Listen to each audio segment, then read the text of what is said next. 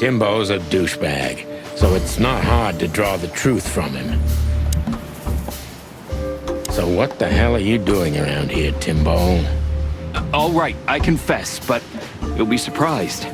I was looking for you boys. The whole town's talking about you. Really? I'm swelling with pride. Everybody's whispering about the chicken police being back together again.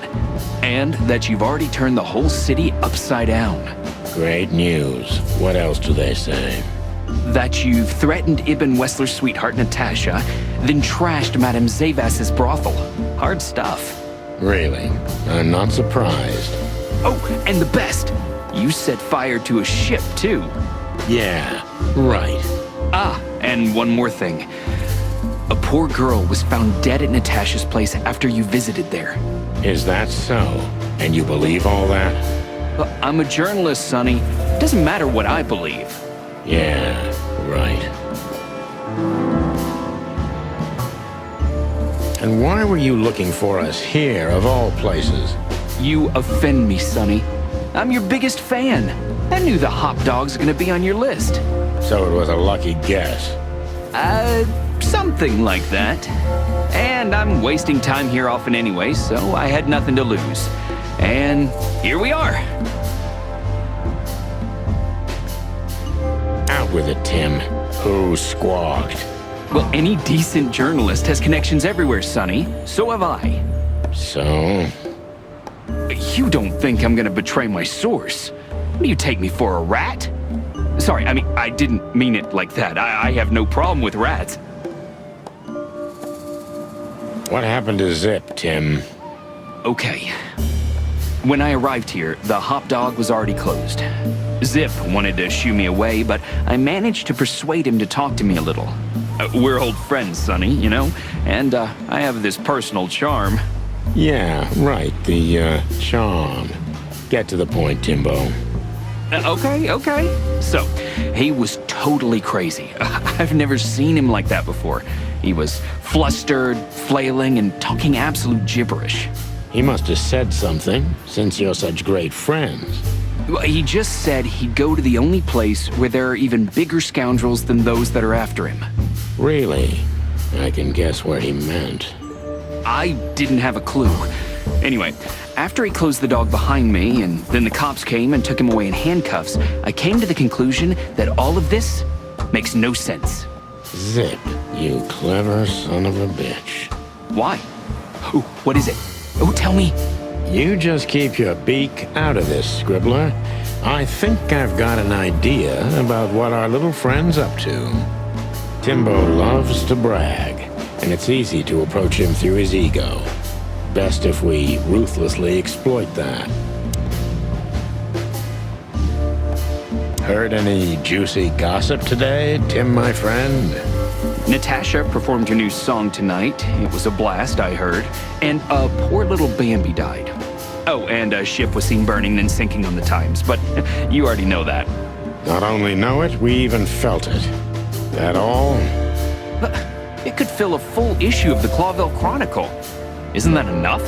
It's more than enough, Tim, old pal.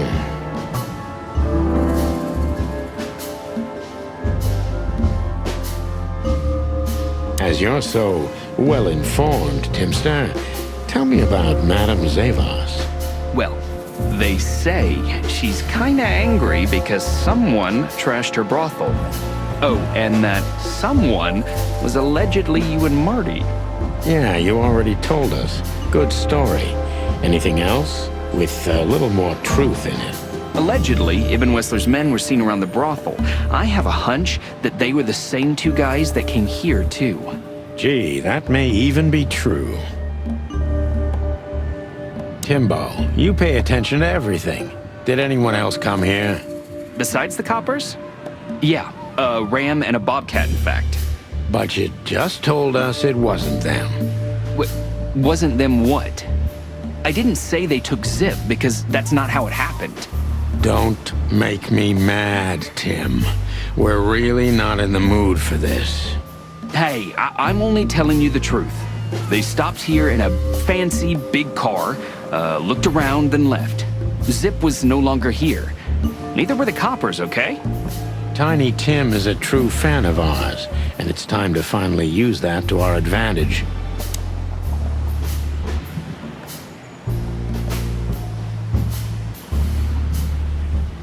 Help your old pals, Tim. What was Zipp doing before they took him away?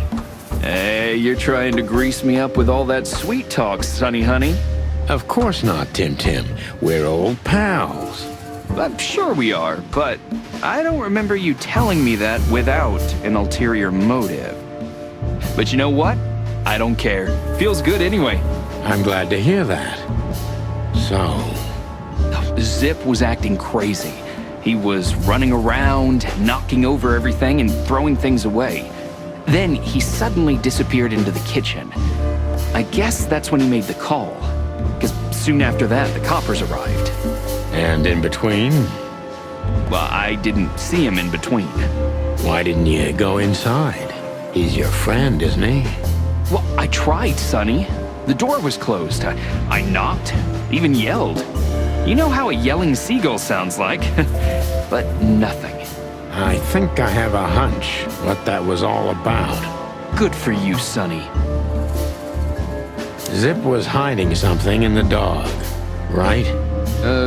What do you mean exactly? Now you tell me.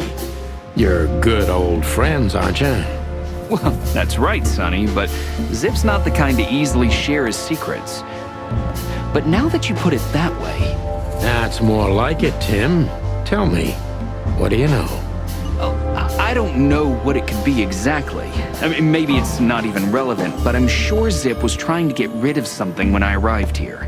What and where? I don't know, okay? I already told you too much. If Zipp hears about me telling you all this, he's never gonna talk to me again. Tim, unless we find Zipp, he's not gonna talk to anyone ever again. Not in this life, at least.